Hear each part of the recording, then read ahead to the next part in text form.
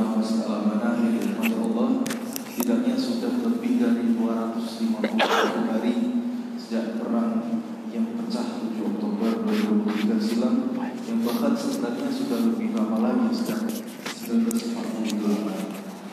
Setidaknya sudah lebih dari 3.500 warga Palestina yang gugur. Hanya soal perang dan wilayah, namun juga tentang nilai-nilai kemanusiaan, keadilan dan kebebasan yang apakah masih dalam kejiwaan kita.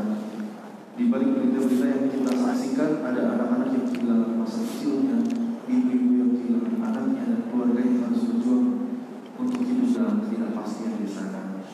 Dan Rasulullah SAW bersabda, perumpamaan kaum mukminin dalam cinta mencintai, kasih mengasihi dan sayang menyayangi adalah seperti satu tubuh. Apabila ada satu anggota tubuh sakit, maka seluruh tubuh akan ikut merasakan sakitnya yang tidak bisa diurungkan. Amin. Oleh karena itu, kami tidak usah-usahnya untuk mengajak jamaah sekalian untuk mari kita memberikan dukungan semampu kita melalui doa, membaca doa silat, membagikan informasi yang mendukung perjuangan Palestina serta masyarakat Papua ini nomor 23 tahun 2023 tentang mendukung Palestina melalui menghindari transaksi dari produk yang terafiliasi dengan Israel. Apabila ada rupiah yang hendak disisihkan, maka dari DKM memfasilitasi untuk dapat transfer melalui Yayasan Rumah Sakit Indonesia yang dapat Bapak Ibu akses informasi melalui publikasi kami di standing panel, flyer, dan media publikasi kami. Jazakumullah hasil. Tanpa berpanjang kalam lagi, sesi Ustaz baik. Maka mari kita semua menyimak kajian Sholatku adalah buku yang disampaikan oleh Al-Ustaz Eka Kurniawan. Bismillahirrahmanirrahim. Assalamualaikum warahmatullahi wabarakatuh. Alhamdulillahi rabbil alamin, hamdan katsiran thayyiban mubarakan fih kama yuhibbu rabbuna wa yarda. Wa asyhadu an la ilaha illallah wa asyhadu anna Muhammadan abduhu wa rasuluhu la nabiyya ba'dah. Faqala Allah ta'ala fi kitabihil karim, a'udzu billahi samii'il alim minasyaitonir rajim, walladzina jahadu fina lanahdiyannahum subulana wa innallaha lama'al muhsinin. Shadaqallahul azim. Amma ba'd. Bapak dan Ibu sekalian, saudara-saudari jamaah Masjid Al-Amanah yang dimuliakan oleh Allah Subhanahu wa taala beserta kaum muslimin yang mengikuti kajian siang zuhur ini dari channel YouTube atau kanal media sosial yang lainnya. Alhamdulillah, bersyukur kepada Allah Subhanahu wa taala, kita diberikan oleh Allah Subhanahu wa taala bertubi-tubi dan berlapis-lapis kenikmatan yang tidak terhingga, yang salah satunya adalah kita diberikan hidayah untuk bisa menjalankan ketaatan yang terbaik, yaitu melaksanakan sholat zuhur berjamaah dan disempurnakan dengan kita bermajelis ilmu sesaat. Dan tema yang akan kita bahas siang hari ini terkait dengan momentum yang masih sangat hangat di bulan Dzulhijjah ini, yaitu terkait dengan pelaksanaan ibadah haji. Kajian ini didedikasikan buat kita kaum muslimin seluruhnya tanpa terkecuali, baik yang sudah berhaji maupun yang belum berhaji. Bagi yang sudah berhaji, ini menjadi sebuah momentum untuk bisa menghidupkan nilai-nilai haji yang sudah pernah dilakukannya. Bagi yang belum pernah berhaji, ini menjadi sebuah spirit, menjadi sebuah semangat untuk bisa memperkuat doa, mempersiapkan diri untuk menyambut panggilan Allah Subhanahu wa taala berhaji. Dengan kita mengkaji ilmu-ilmu tentang ibadah haji, bagi yang belum berhaji, ini insya Allah akan menjadi bekal, ya, menjadi bekal yang membuat Allah Subhanahu wa taala akan memudahkan niat kita dipercepat untuk bisa berangkat ke tanah suci. Dan terkhusus kajian ini diberikan kepada para alumni haji, para orang-orang yang sudah berhaji, yang mengikuti di YouTube, yang baru pulang haji beberapa hari yang lalu sampai beberapa hari ke depan. Maka marilah sama-sama kita selami sebuah nilai yang mungkin belum banyak orang betul-betul meresapi nilainya. Kajian ini berhubungan juga dengan tema yang sudah kita bahas sejak beberapa waktu yang lalu tentang sholat khusyuk. Saya ingin kita semua betul-betul mengasah keterampilan kita dalam sholat khusyuk. Dan momentum ibadah haji ini menjadi momentum di mana kita akan bisa semakin mengasah kekhusyuan sholat kita, insya Allah. Bapak dan Ibu sekalian yang dimuliakan oleh Allah Subhanahu Wa Taala, kenapa kita mengkaji sebuah spirit, sebuah nilai dari keimanan dan keislaman kita terkait dengan ibadah haji ini berhubungan dengan sholat, dihubungkan dengan sholat, sampai kita menyebutnya sholatku adalah wukufku. Wukuf sebagai puncak ibadah haji adalah satu rukun utama, bahkan inti daripada ibadah haji itu adalah wukuf. Sebagaimana sabda Rasulullah SAW, al-hajju arafah. Haji itu sama dengan arafah. Haji itu adalah arafah. Haji itu adalah wukuf di arafah. Bahkan saking kita betul-betul diikatkan hati kita dengan ibadah haji, ya, dengan syariat ibadah haji, seluruh kaum muslimin di seluruh dunia itu melaksanakan amalan yang disebut dengan puasa Arafah.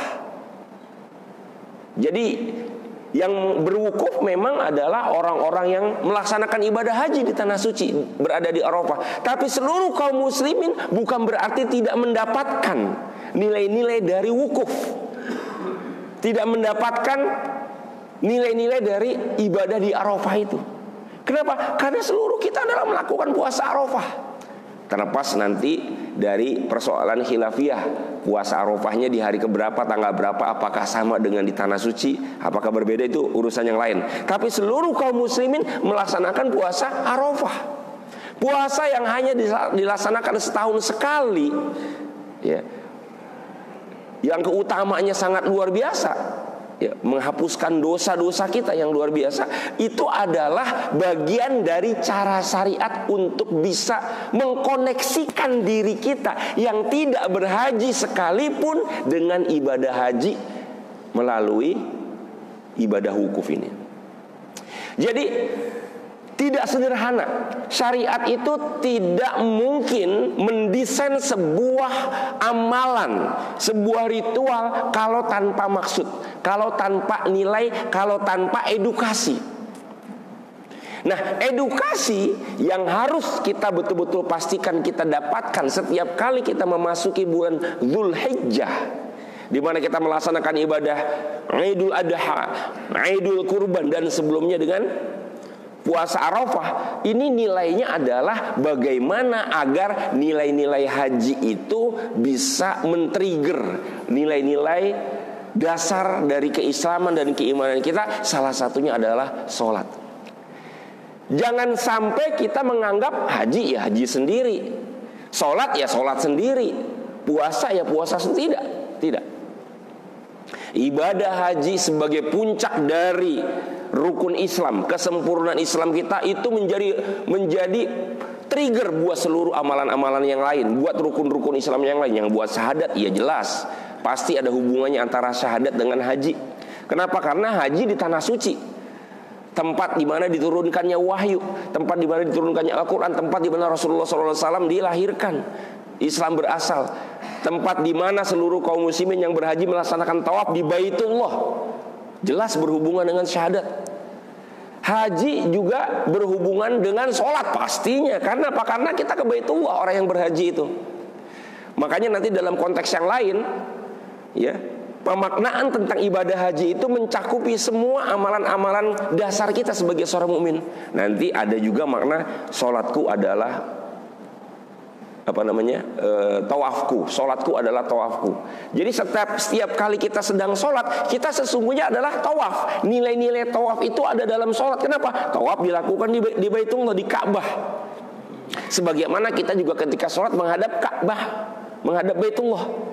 Jadi ada hubungan yang erat. Jangan sampai kita memahaminya secara parsial, secara terpisah antara satu amalan dengan amalan yang lain. Ya. Nah, kali ini kita akan membahas momentum ibadah haji, yaitu wukuf terkait dengan ibadah sholat. Kenapa kita ingin membahas ini? Agar sholat-sholat yang kita lakukan setiap saat, setiap waktu, khususnya bagi yang sudah pernah berhaji, yang sudah pernah melaksanakan ibadah haji, itu selalu dihadirkan nilai-nilai yang didapatkan pada saat wukuf. Baik, kita akan mulai terlebih dahulu dari sebuah ayat di dalam Al-Quran yang menjelaskan tentang bagaimana seorang mukmin itu bersikap setelah dia melaksanakan satu amalan ibadah. Walladzina yu'tuna ma atau wa qulubuhum wajilah annahum ila rabbihim raji'un. Ayat ini menjadi sebuah ayat dasar yang harus dipahami oleh setiap mukmin, yang dimana kita melaksanakan amalan-amalan ibadah setiap hari. Ketika ayat ini turun, Aisyah radhiyallahu anha bertanya kepada baginda Rasulullah SAW, "Ya Rasulullah, aku ingin bertanya tentang ayat ini." Kemudian dibacakan ayat ini.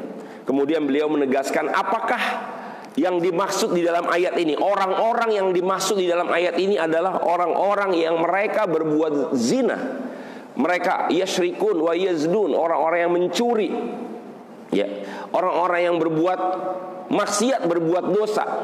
Kemudian Rasulullah SAW menjawab, "La ya binta Siddiq." Tidak, wahai putra Abu Bakar As-Siddiq, putri Abu Bakar As-Siddiq.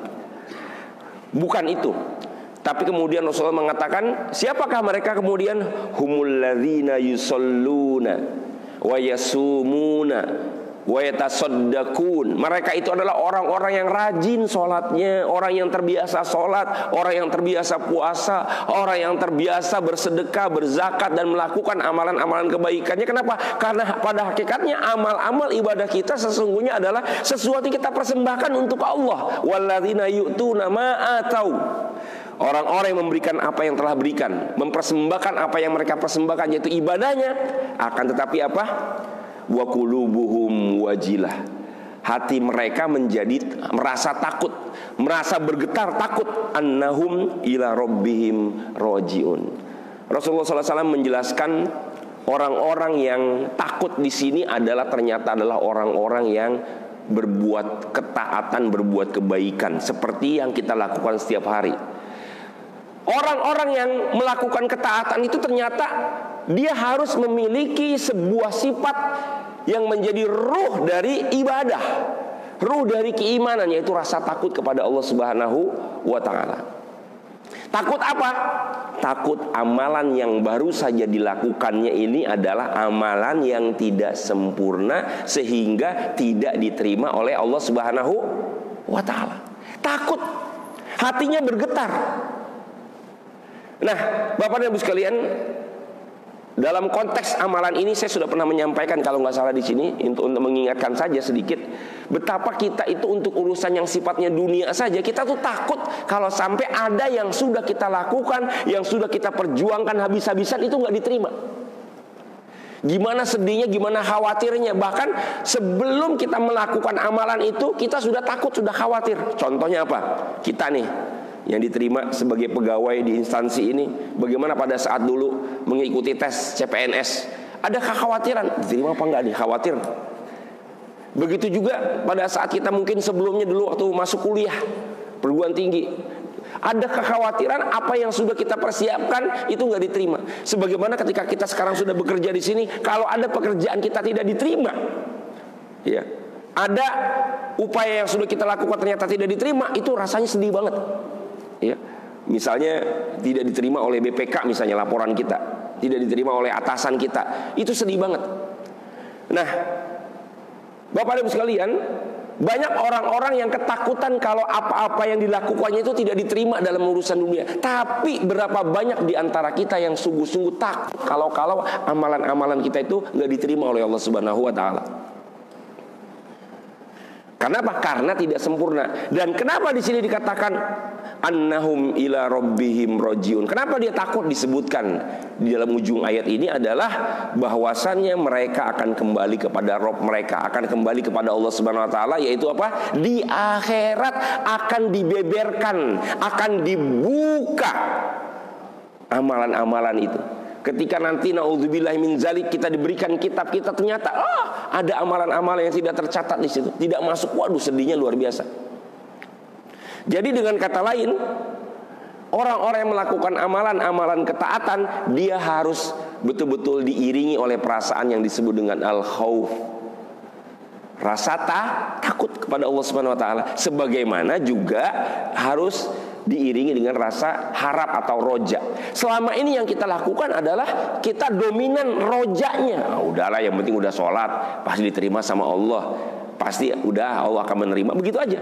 Belum diiringi oleh rasa khawatir, jangan-jangan amalan saya nggak sempurna nih.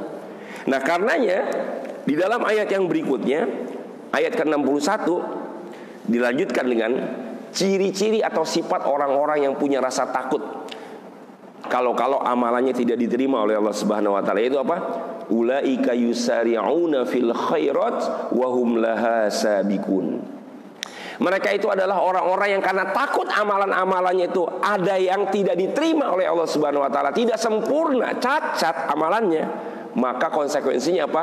Mereka bersegera, mereka bersemangat dalam melakukan kebaikan-kebaikan yang lain. Ya. Bahkan bukan hanya bersemangat, tapi wahum laha sabikun, mereka berlomba-lomba melakukan kebaikan-kebaikan. Nah terkait dengan ibadah haji, ini Bapak dan Ibu sekalian yang sudah pernah berhaji, baik yang hadir secara offline maupun online, yang harus sekarang saat ini kita hadirkan adalah perasaan takut. Jangan sampai pulang haji itu yang tumbuh adalah perasaan bangga. Waduh, saya sudah haji, cerita kemana-mana ke orang-orang, ya. Naudzubillahi min zalik. Padahal justru boleh jadi amalan yang dilakukan itu adalah amalan yang tidak diterima, tidak ada catatannya di sisi Allah Subhanahu wa taala. Nah, di antara amalan yang paling penting dalam rangkaian ibadah haji adalah wukuf. Dan itulah yang kita bawa pulang ke Indonesia, dan kita abadikan nilai-nilai wukuf itu buat orang yang sudah berhaji dengan sholatnya.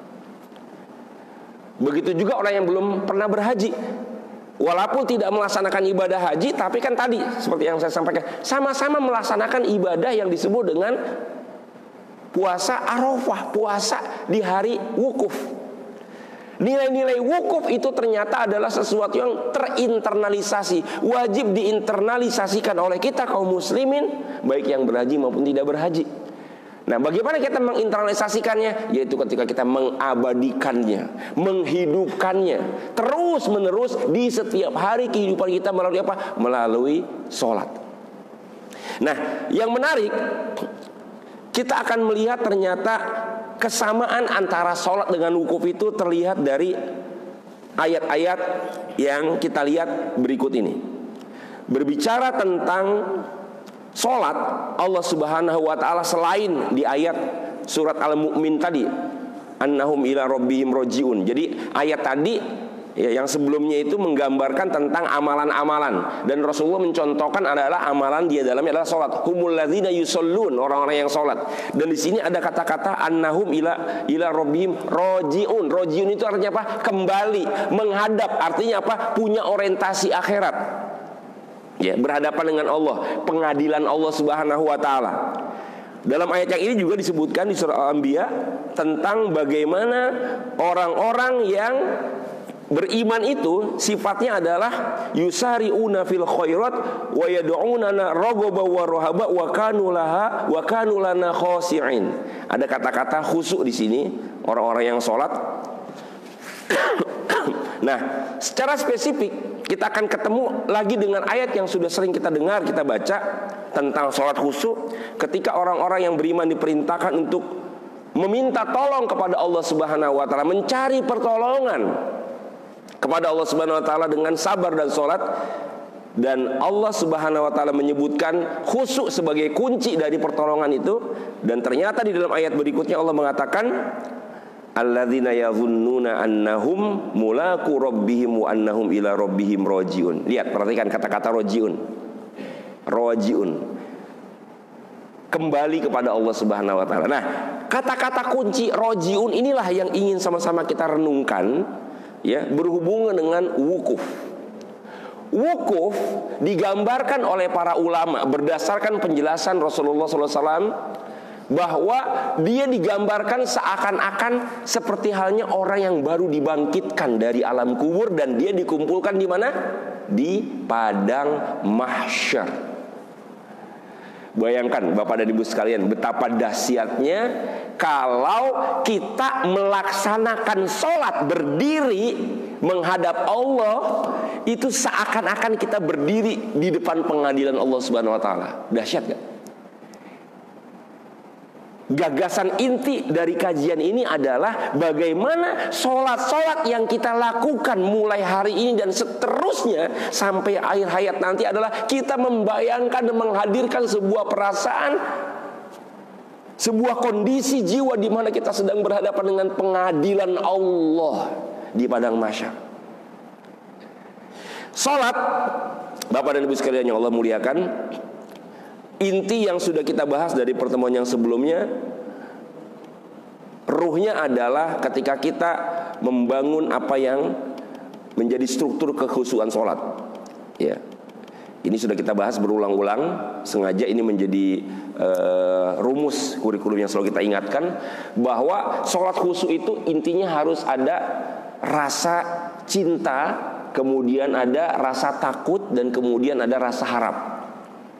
Orang ketika berada di pengadilan, gak usah pengadilan di akhirat lah, pengadilan di dunia aja, apa yang mereka rasakan ketika mereka berada di depan pengadilan, di depan hakim? Mereka punya rasa takut, ngeri banget dengan vonis hakim, dan punya harapan agar vonisnya itu dikurangi. Dan dia pasti akan punya rasa terima kasih kalau sampai mendapatkan pengurangan masa tahanan. Ini yang harus dimiliki oleh orang-orang yang ingin sholatnya khusyuk. Ini yang harus dibangun di dalam jiwa kita kalau kita ingin betul-betul melaksanakan sholat dengan khusyuk. Kenapa? Karena khusyuk itu artinya adalah tunduk, rendah. Dan kemudian rasa tunduk itulah yang akan membuat kita terkoneksi dengan Allah Subhanahu wa taala. Saya selalu mengilustrasikan berulang-ulang, jangankan kepada Allah, kepada sesama manusia aja kita akan tunduk kepada sesama manusia kalau kita mengalami kondisi di mana berhadapan dengan manusia yang dia memiliki apa? Kelebihan, memiliki ketinggian, memiliki kemuliaan, memiliki kehebatan yang luar biasa. Kita akan tunduk tuh. Ya, dengan seorang yang memiliki gelar yang tinggi misalnya, ini secara duniawi ya, jabatan yang tinggi, misalnya menteri. Coba deh, ada gak di antara kita ketika berhadapan dengan menteri itu songong gitu ya, cuek-cuek gitu? Enggak, kita pasti kita akan, kondisi jiwa kita tuh akan cenderung, oh iya Pak ya. Itu baru dari segi jabatan, itu kan semu kan dunia itu ya. Dan yang kedua, kita akan tunduk ya, bukan hanya karena dia memiliki kedudukannya, tapi memiliki kebaikan yang tinggi, jasa yang tinggi. Bagaimana kita berhadapan dengan orang yang baik banget sama kita, berjasa betul buat kita, kita akan berterima kasih. Dan ketika kita berterima kasih kepada orang yang baik sama kita, bagaimana ekspresinya? Kita akan mengungkapkan, makasih Pak ya. Kalau kita berterima kasih gimana? Kita akan nunduk sedikit kan? Agak nunduk sedikit kan? Makasih Pak ya, makasih, makasih. Nah, ketika kita sholat, kita itu mengekspresikan rasa terima kasih kita, rasa tunduk kita kepada Allah dengan ruku dan sujud. Allahu Akbar. Seakan-akan kita mengatakan, terima kasih ya Allah, terima kasih ya Allah. Begitu juga yang kedua, kita akan tunduk kepada seseorang ketika kita berbuat salah sama orang itu. Apa yang kita lakukan ketika kita melakukan kesalahan, baik disengaja maupun tidak sengaja, kita akan minta maaf kan? Dan ekspresi minta maaf kita gimana? Maaf Pak, maaf Pak, maaf Pak, maaf Pak. Waduh, apalagi kesalahannya cukup fatal, kita akan minta maaf, maaf banget. Nunduk tuh semua tuh. Para pelaku kejahatan itu nunduk semua. Kenapa? Karena rasa bersalah. Dan yang ketiga, kita akan tunduk di hadapan seseorang, manusia biasa, kalau kita punya kebutuhan, punya keinginan, dan orang itu yang bisa membantu. Pak tolong Pak, please Pak, tolong bantu saya. Coba deh di hadapan dokter yang bisa membantu kita dalam penyembuhan penyakit, atau di hadapan siapa yang kita butuh pertolongan, tolong Pak. kita akan cenderung. Nah, kita disetting dalam sholat itu untuk seperti itu. Sujud dan ruku kita itu adalah ekspresi kita berterima kasih, terima kasih ya Allah. Yang kedua, ampun ya Allah. Yang ketiga adalah apa? Tolong. Jadi terima kasih, ampun, dan tolong. Ini yang baru disebut kita bisa khusyuk, tunduk, dan itu yang membuat kita tersambung dengan Allah Subhanahu wa taala. Nah, lantas hubungannya dengan wukuf di Arafah apa? Kita lihat ayatnya di dalam Al-Quran, Bapak dan Ibu sekalian yang Allah muliakan. Bagaimana penjelasan tentang wukuf ya. Kita lihat di dalam surat As-Saffat terlebih dahulu ya. Ada kata-kata di dalam surah As-Saffat ini di paling ujung ya, waqifuhum innahum mas'ulun ya. Waqifuhum. Jadi kata-kata wukuf itu ya berasal dari kata-kata waqafa, berhenti. Berhenti. Ya. Jadi di dalam ayat ini konteksnya adalah terkait dengan orang-orang yang masuk neraka. Orang-orang yang masuk neraka ini itu mereka akan dihentikan oleh Allah Subhanahu wa taala. Hentikan mereka. Setelah kita di dunia hidup banyak melakukan kezoliman, kelalaian, pelanggaran, maka kita nanti akan dihentikan oleh kematian, stop, berhenti, dan kemudian nanti akan dibangkitkan. Waqifuhum ini hanya berhenti, berdiri di hadapan Allah Subhanahu wa taala. Innahum mas'ulun, mereka akan dimintai pertanggungjawaban oleh Allah Subhanahu wa taala. Nah, ini nih yang seharusnya juga kita hadirkan pada saat kita sholat. Bukankah pada saat kita sholat kita sedang berhenti? Bapak Ibu, betul nggak? Berhenti nggak? Berhenti dari semua aktivitas, betul? Wajib dalam sholat itu kita menghentikan semua aktivitas pekerjaan, bahkan pikiran kita pun harus apa? Berhenti dari mikirin yang lain-lain, hanya mikirin Allah, betul? Sholat adalah wukuf. Sholat adalah berhentinya kita di hadapan Allah Subhanahu wa taala. Di dalam ayat yang lain, di dalam surat Al-An'am ya, Allah juga menyebutkan kata-kata yang sama buat orang-orang yang mereka dihadirkan oleh Allah Subhanahu wa taala di pengadilan Allah Subhanahu wa taala, di hadapan siksa neraka. Walau taro id wuqifu 'alan nar. Dan alangkah sangat mengerikannya kalau engkau menyaksikan, wahai Muhammad dan kita kaum muslimin, id wuqifu, seandainya mereka, wuqifu, mereka ini adalah orang-orang yang berbuat dosa di sini ya. Wuqifu 'alan nar, diberhentikan, diberdirikan, dihadapkan di hadapan neraka, dan kemudian faqalu ya laitana, mereka berkata dengan penuh penyesalan, ya aduh, penyesalan betul, kami menyesal sekali. Dan kemudian mereka berharap-harap, berandai-andai, seandainya, andaikan saja, nuraddu wala nukadzib, seandainya saja kami dikembalikan, dipulangkan, dihidupkan kembali ke dunia, dan ketika di dunia kami tidak akan mendustakan agama, bi ayatillah, dengan ayat-ayat Allah kami tidak akan dustakan, kami tidak akan cuek, kami tidak akan abai dengan ayat Allah. Wa nakuna minal mu'minin, dan ketika seandainya kami dipulangkan ke dunia, kami bisa beriman dengan sebenar-benarnya, maka mereka tidak akan mendapatkan kengerian ini. Dan lanjutan ayat berikutnya Allah mengatakan ya, bal badalahum ma kanu yukhfuna min qabl, akan tetapi apa yang mereka tampakkan itu adalah sesuatu yang percuma, sia-sia. Kenapa? Walau ruddu la'adu limanuhu anhu, walaupun mereka dikembalikan, dipulangkan ke dunia, maka mereka akan berbuat hal yang sama, berbuat kemungkaran lagi, berbuat dosa lagi, berbuat apa-apa yang sudah dilarang oleh Allah lagi. Wa innahum lakadzibu, mereka adalah bohong, gitu ya. Kenapa? Karena udah dikasih kesempatan diulang-ulang lagi. Ya. Nah, yang menarik di kalimat berikutnya di ayat kedua, ayat 30, Allah mengatakan walau taro id wuqifu ala rabbihim. Alangkah sangat mengerikannya kalau engkau melihat mereka id wuqifu, dihadapkan kepada Tuhan mereka, diberdirikan ala rabbihim. Nah, ayat ini terkait, memang penjelasannya adalah apa? Penjelasannya adalah kondisi yang terjadi di akhirat nanti, ala rabbihim. Tapi ayat ini dihubungkan dengan ayat di dalam surat Al-Baqarah tadi. Surah Al-Baqarah tadi yang menjelaskan tentang apa? Menjelaskan tentang orang-orang yang beriman yang khusyuk dalam sholatnya. Siapa? Yaitu alladzina yadhunnuna annahum mulaku rabbihim wa annahum ila rabbihim rajiun. Ya, yang ayat sebelumnya nih. Annahum ilaihi rajiun. Rajiun itu tadi wuqifu tadi tuh. Berhenti, berdiri di hadapan Allah Subhanahu wa taala. Kenapa? Orang-orang yang khusyuk itu, dengan kata lain, kata para ulama, ya zunnuna di sini artinya yakin. Yakin itu artinya apa? Seakan-akan merasakan ketika dia sholat itu dia mulaku bertemu dengan Allah.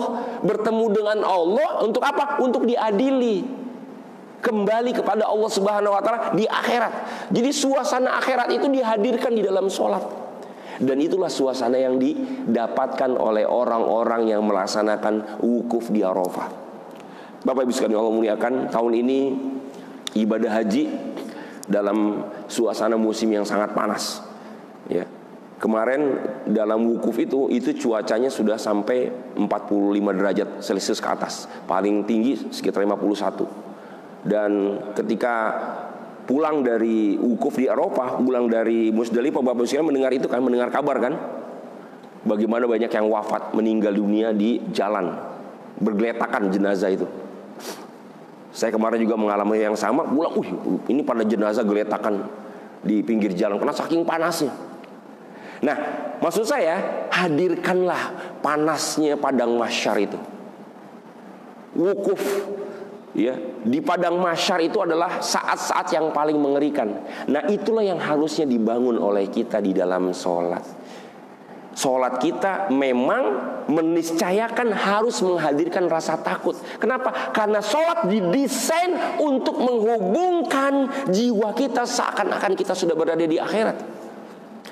Bukan hanya karena filosofi atau nilai-nilai sholat ini, ya, mulaku rabbihim, bertemu, berhadapan, ketemu face to face dengan Allah nanti di pengadilan Allah Subhanahu wa taala.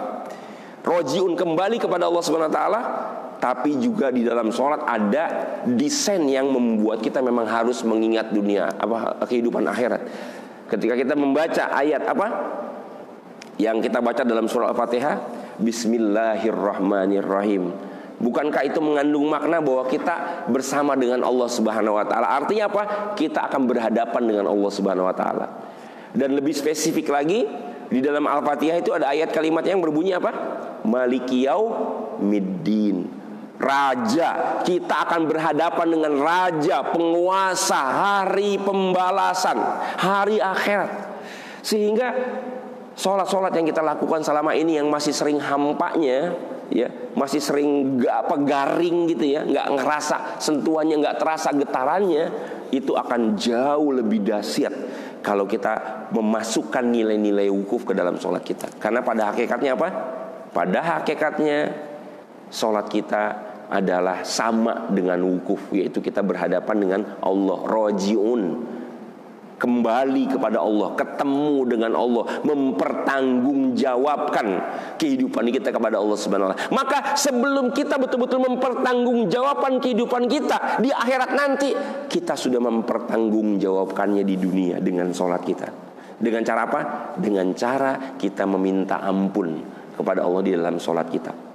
Sholat yang kita lakukan fungsinya kembali kepada struktur kekhusyuan tadi adalah sholat itu kita lakukan fungsinya adalah pertama untuk bersyukur, yang kedua untuk bertaubat, dan yang ketiga adalah untuk minta tolong kepada Allah Subhanahu wa taala. Ya. Jadi hadirkanlah fungsi-fungsi ini, hidupkanlah fungsi-fungsi ini. Dan dalam konteks wukuf itu terutama fungsi yang sangat kita akan hidupkan adalah rasa takut kita. Orang yang berada di padang mahsyar itu ketakutan semua.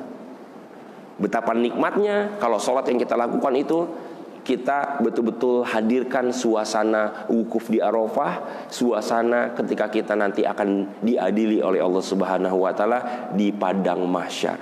Maka gerakan-gerakan yang kita lakukan ketika kita sholat, terutama sujud dan ruku itu akan dalam banget itu. Nyes bangetnya itu pada saat mulai kita melakukan gerakan Allahu Akbar. Itu seakan-akan kita mau nangis. Ampun ya Allah, ampun. Karena kita tahu menghadirkan banyak-banyak dosa kita. Kita tahu kesalahan-kesalahan kita. Kita tahu kezoliman-kezoliman, kelalaian kita pun kita bawa. Bahkan apa? Lalai di dalam sholat. Ya, ini salah satu tips untuk membuat kita makin khusyuk adalah kita menghadirkan kelalaian kita dalam sholat. Kenapa? Dalam sholat pun kita nggak ingat Allah, kita ingat yang lain. Kita belum betul-betul fokus kepada Allah Subhanahu Wa Taala. Itu pun kita persembahkan, ampun ya Allah, maafkan hamba ya Allah dengan sholat yang lalai. Belum lagi dengan dosa-dosa besar dalam pekerjaan, dalam muamalah, dalam urusan rumah tangga, dalam urusan macam-macam. Nangis kita tuh. Dan yang berikutnya adalah ketika kita berharap, tolong ya Allah, selamatkan hamba ya Allah. Kalau kita bawa nilai-nilai wukuf itu ke dalam sholat kita, ya, seakan-akan kita sedang berhadapan dengan pengadilan Allah, dan kita akan minta betul-betul Allah menghapuskan dosa-dosa kita, memaafkan kita, mengampuni kita, menolong kita, menyelamatkan kita, merahmati kita di padang mahsyar nanti. Itu sholatnya menjadi sholat yang paling nikmat. Maka sholatku adalah wukufku harus menjadi sebuah proyek yang kita jalankan di sisa usia kita. Belajar terus tentang makna sholat khusyuk, ya. Tidak mesti kita adalah orang-orang yang sudah harus berhaji dulu kemudian sholatnya khusyuk. Kenapa? Orang yang pulang haji pun belum tentu khusyuk sholatnya. Udah ketemu dengan tanah suci, udah megang Ka'bah sekalipun belum tentu khusyuk. Kalau apa? Kalau nggak belajar spirit atau nilai hakikat dari kekhusyuan sholat, yang dalam konteks kajian kita kali ini ternyata diperkuat dengan nilai-nilai wukuf di Arafah. Nah, hadirin yang dimuliakan oleh Allah Subhanahu Wa Taala, bapak-bapak dan ibu sekalian, saudara-saudara sekalian, jamaah Masjid Al Amanah, Kementerian Keuangan, dan kaum muslimin di seluruh tanah air yang menyaksikan lewat channel YouTube Kementerian Keuangan. Demikianlah kajian kita pada siang hari ini. Bagi kita yang belum melaksanakan sholat sunnah ba'diyah, praktekin ya, pelan-pelan. Yang intinya adalah tumbuhkan dan hadirkan, nyalakan, kobarkan rasa takut kita di hadapan Allah. Seakan-akan sholat yang kita lakukan ini adalah ketika kita berhadapan dengan pengadilan Allah, berdiri, berhenti di hadapan Allah Subhanahu Wa Taala di padang mahsyar. Terus menerus setiap hari, 5 kali sehari kita menghadirkan wukuf di Arafah itu. Waduh, makin hari insya Allah akan makin dalam nilai kekhusyuan sholat kita. Mudah-mudahan ada manfaatnya.